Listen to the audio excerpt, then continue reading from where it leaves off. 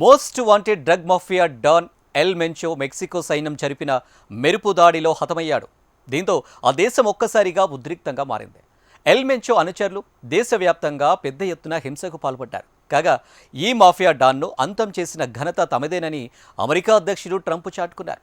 America నిఘా వర్గాల సమాచారంతోనే Mexico సైన్యం ఎల్ మెంచోను మట్టుపెట్టినట్లు తెలుస్తుంది. అమెరికా గతంలో అతని తల మీద ఏకంగా $15 మిలియన్ రివార్డు ప్రకటించింది. హింసాత్మక ఘటనల నేపథ్యంలో మెక్సికోలోని భారతీయులు జాగ్రత్తగా ఉండాలని అడ్వైజరీ జారీ అయింది. కరడుగట్టిన నేరగాడు, ప్రపంచ దేశాలను వణికించిన డ్రగ్ మాఫియా డాన్ ఎల్ మెంచో కథ ముగిసింది. మెక్సికో మిలిటరీ నిర్వహించిన భారీ సీక్రెట్ ఆపరేషన్లో హతమయ్యాడు. అక్కడి జలిస్కో స్టీల్ తపాల్పా పట్టణంలో ఈ పరిణామం చోటు చేసుకుంది. ఎల్ మెంచో ఉన్న ప్రాంతాన్ని సైన్యం చుట్టుముట్టి పెద్ద ఎత్తున సోదాలు చేపట్టింది. ఈ క్రమంలోనే అతని అనుచరులు కాల్పులు జరపగా సైన్యం ఎదురు కాల్పులకు దిగింది. ఆ క్రమంలో ఎల్ మెంచో సహా 3 తీవ్రంగా గాయపడ్డారు. వారిని విమానంలో మెక్సికో నగరంలోని ఆసుపత్రికి తరలిస్తుండగా మధ్యలోనే ప్రాణాలు కోల్పోయాడు. ఘటనా స్థలంలోనే 4 ముఠా సభ్యులు మరణించారని మెక్సికో జాతీయ రక్షణ కార్యదర్శి తెలిపారు. కాగా ఈ ఘటనలో 3 సైనికులు గాయపడగా చికిత్స కోసం ఆసుపత్రికి తరలించినట్లు పేర్కొన్నారు. ఈ మేరకు మెక్సికో ప్రభుత్వం ఓ ప్రకటన విడుదల చేసింది. ఎల్ మెంచో తల మీద $15 మిలియన్ రికార్డును గతంలోనే ప్రకటించింది. మన దేశ కరెన్సీలో ఈ మొత్తం సుమారు 136.15 కోట్లు. ఈ అంతర్జాతీయ నేరస్తుని అంతంలో మెక్సికోలో ఒక్కసారిగా ఉద్రిక్తత పరిస్థితులు ఏర్పడ్డాయి. ఎల్ మెంచో అనుచరులు తమ నాయకుని మరణ వార్త తెలియడంతో రెచ్చిపోయారు.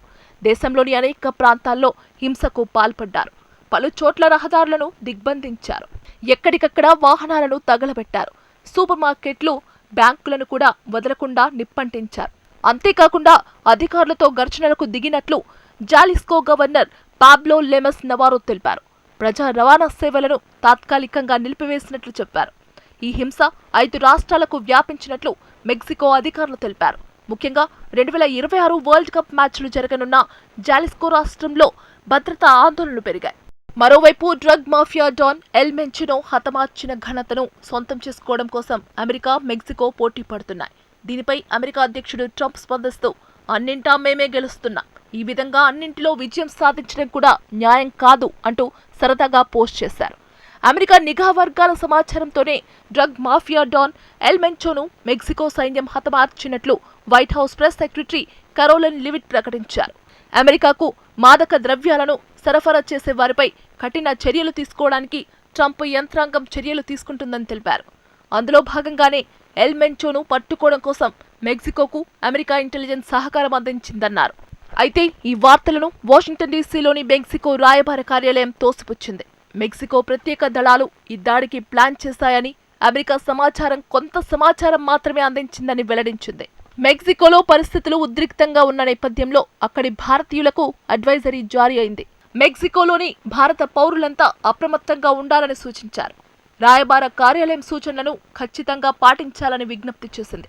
మెక్సికోలోని జాలిస్కో, తమౌలిపాస్, మిచోఅకాన్, గ్యురెరో, న్యూవో లియోన్ రాష్ట్రాల్లోని కొన్ని ప్రాంతాల్లో హింసాత్మక ఘటనలు జరుగుతున్నాయి. తదుపరి నోటీసులు వచ్చేంత వరకు ఇళ్లలోనే ఉండండి, అత్యవసరమైతే తప్ప బయటకు రావద్దు, చుట్టుపక్కల జరుగుతున్న పరిస్థితులపై అప్రమత్తంగా ఉండాలి, స్థానిక అధికారుల అప్డేట్లను ఎప్పటికప్పుడు తెలుసుకోవాలి, అత్యవసరమైతే 911కు కాల్ చేయాలి, కుటుంబ సభ్యులకు తమ ఉన్న ప్రాంతం గురించి సమాచారం అందించాలి. సహాయం కోసం దయచేసి భారత రాయబార కార్యాలయాన్ని +52 55 484 77539 నంబర్లో సంప్రదించండి అని ఎంబసీ ఎక్స్లో పోస్ట్ చేసింది.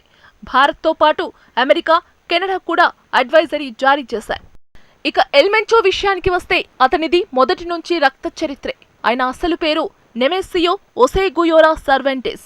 1966లో మిచిగాన్లోని ఓ మారుమూల గ్రామంలో పుట్టాడు.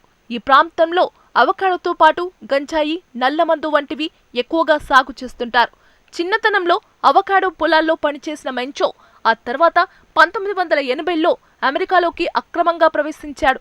కాలిఫోర్నియాలో హెరాయిన్ సరఫరా చేస్తూ పోలీసులకు దొరికిపోయాడు.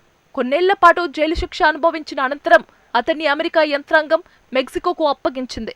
కాగా ఎల్ మెంచో కొంతకాలం పాటు పోలీసుగా పనిచేశాడు. ఆ సమయంలో డ్రగ్ మాఫియా కాంటాక్ట్లు తెలుసుకొని మాదక ద్రవ్యాల అక్రమ రవాణా వ్యాపారంలోకి అడుగుపెట్టాడు. తొలుత మెక్సికోలో శక్తివంతమైన సినోవోలా డ్రగ్ కార్టెల్ కు చెందిన ముఠాలో పనిచేశాడు. అక్కడి నుంచి బయటకు వచ్చి 2009లో సొంతంగా జాలెస్కో న్యూ జనరేషన్ కార్టెల్ ను ఏర్పాటు చేశాడు. మెక్సికో అప్పటికి అతిపెద్ద డ్రగ్ కింగ్ పిన్ ఎల్ చాపో, ఆ తర్వాత అత్యంత శక్తివంతమైన క్రిమినల్ బాస్ గా ఎల్ మాంచో మారాడు. అయితే చాపో తరహాలో మీడియా సెలబ్రిటీ కాకుండా అజ్ఞాతంలో ఉంటూ తన నేర సామ్రాజ్యాన్ని విస్తరించాడు. ఎల్ మాంచో మూట డ్రగ్ సరఫరా ఒక్కటే కాదు, దోపిడీలు, కిడ్నాప్లు, హత్యల వంటి అనేక నేరాలకు పాల్పడింది. ఒక్క 2015లో 20 మందికి పైగా పోలీసులను తలలు నరికి అత్యంత దారుణమైన రీతిలో చంపేసింది. ఎల్ మాంచోను గతంలో 2 సార్లు అతన్ని పట్టుకునేందుకు మెక్సికో దళాలు ప్రయత్నించగా చిక్కినట్లే చిక్కి చేజారిపోయాడు. సోషల్ మీడియాలో వీడియోలు విడుదల చేస్తూ అధికారులు, శత్రువులను భయపట్టేవాడు. రాజకీయంగానూ అతడికి అండదండలు ఉన్నట్లు సమాచారం. ఎల్ మాంచో కుటుంబ సభ్యులు కూడా అతడి నేర ముఠాలో భాగమే. అతడి భార్య రోజాలిండా వాలెన్సియా కూడా ఇందులో భాగం. కుమారుడు అమెరికాలో మాదక ద్రవ్యాల అక్రమ రవాణా కేసులో జీవిత ఖైదు అనుభవిస్తున్నాడు.